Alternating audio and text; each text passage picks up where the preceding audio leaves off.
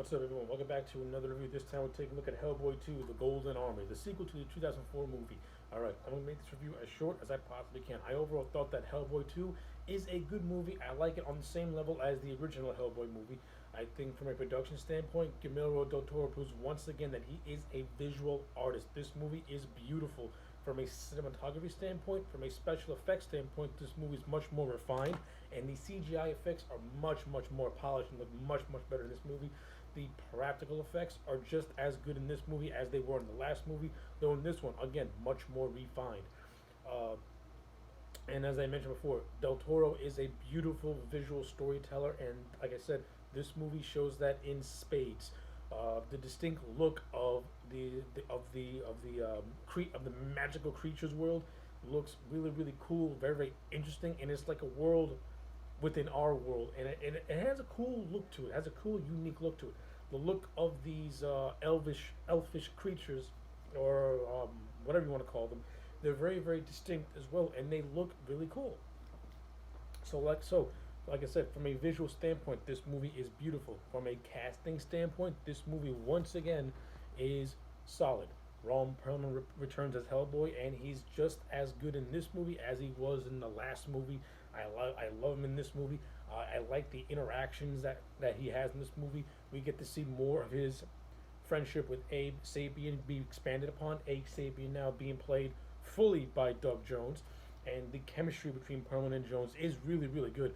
And they have this great scene where Hellboy and Sapien are sharing beers, pretty much talking about their love life, because Hellboy and Liz are having a lot of trouble, and we find out that Liz is pregnant with Hellboy's child, and she's trying to keep that away from Hellboy, and that's giving Liz a lot of conflict in herself because she doesn't know how to handle this, and that's reflecting onto Hellboy with Liz constantly snapping at him. And you have Abe, who is in love with the princess of the elves, and he doesn't know how to express that because he's never loved before. So I like it. And not only do I like it, Abe Sapien, who I felt was a little underutilized in the last movie, he actually has something to do in this movie. He has his own little story that he has to do, and I like it. It humanizes Abe. We get to see more of Abe Sapien, fully form more as a character. We get to see his relationship between Hellboy and Liz fully form as well. You know, we get to see the brother dynamic he has with Hellboy, and the brother sister dynamic he has with Liz, and how Abe is pretty much the middleman between these two. And it's great. I love it a lot. And Doug Jones' performance is fantastic. He's great in the movie, and the look of Abe Sapien is fantastic too. I love that stuff. And I like, and Selma Blair as Liz.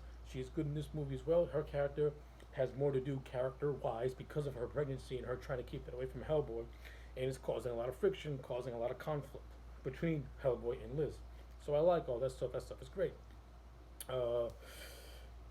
From a overall story standpoint, pretty much the Prince of the Elves named Nada wants to resurrect this golden army to try and destroy humanity, pretty much.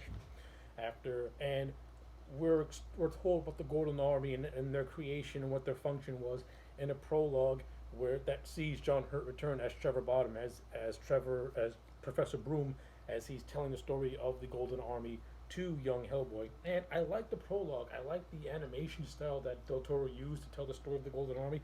I like it a lot. I thought it was pretty cool. And the whole concept of the golden army being this indestructible army that nearly wiped out humanity is also really cool as well, and it gives the golden army a threat, because once the golden army is ready to be unleashed, there's no stopping them.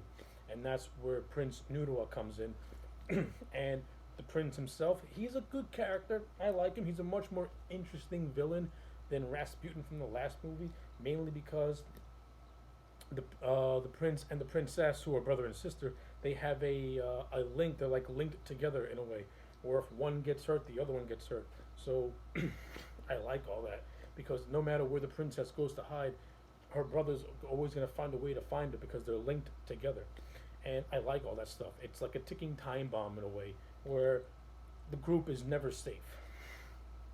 So that stuff is really well handled. That stuff is cool to itself.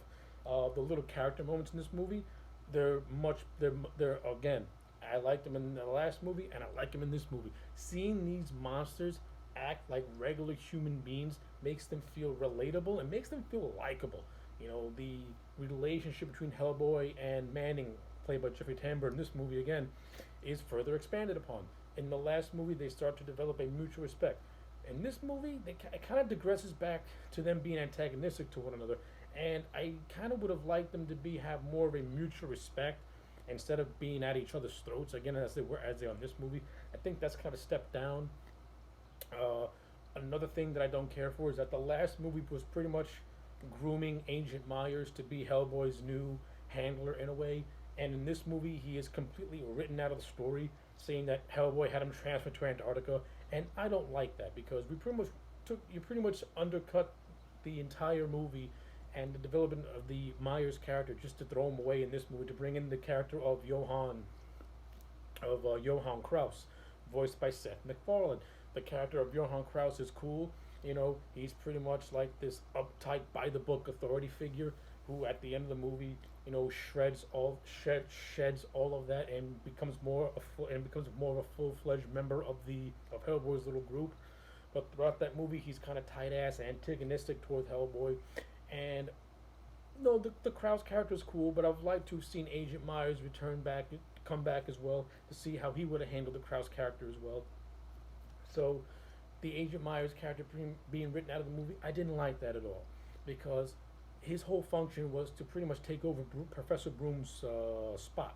Instead, we kind of write him out to bring this Kraus character in. I'm not a big fan of it, even though the Kraus character is cool, and I like how he's like this big old wob of smoke who's in this body. The look and the concept of the Kraus character is cool, and he does have some cool moments with Hellboy, especially when they're having this fight in a locker room where Kraus is telling Hellboy to control his anger, and then Hellboy kind of breaks his helmet, and then Kraus, as the smoke, just starts beating the shit out of Hellboy by slamming locker doors all over him. So that was pretty entertaining and fun to see. So that stuff was cool. The action sequences in this movie, they're all well done. They're all really, really fun. The monster battles are great. And again, Ron Perlman whenever Ron Perlman's on screen as Hellboy, you can't help but just laugh because you can clearly tell that Perlman's having a fun time playing the character, and Perlman's like gruff, no nonsense, dry sense of humor really makes the scenes comes alive. His one-liners are never cringy; they're really funny and have a nice little zing to them. Like I said, the monster battles in this movie, they're very entertaining, like especially when Hellboy's taking on this giant plant monster in the middle of New York City, which is very, very fun. And the fight scene between Hellboy and the Prince is also entertaining, though maybe a little underwhelming in some areas. So, but yeah, overall, I think from a storyline perspective, The Golden Army is a much better movie. The villain to me is much more interesting. The character moments in this movie are greatly expanded upon, and the best moments I loved from that first movie are expanded upon in this movie, especially when Hellboy is revealed that Liz is having twins, and he kind of has the look of, oh, okay. So I love all that stuff, and I'm just really upset that Del Toro never really had a chance to make a third movie to kind of finish off his trilogy, because you can tell that this is just the second part of a greater story, and it's a damn shame Del Toro never got a chance to finish that. And to me, that kind of it's going to affect the grade of Hellboy too, because a lot of the plot points and elements that got set up in this movie, they never got paid. Then they're never going to get their. Hopefully, one day they'll get paid off, but they're not, as of right now. They're not paid off, and that's a damn shame, because Hellboy 2 is pretty much this story, and Del Toro kind of finding his groove and finding his stride in what direction he wants to take the storyline and the character, but he never had a chance to finish it up. But to grade Hellboy 2 as a movie itself, I'm going to give it a solid 8 out of 10. It's a good sequel. It's a good movie. It's got some problems, and it's got some things I didn't like, but overall, it's a fun watch, and I like it on par with the first movie. So, anyway, those are my thoughts on Hellboy 2. Let me know yours in the comment sections down below. Like the video and subscribe, and I'll check you back next time for more.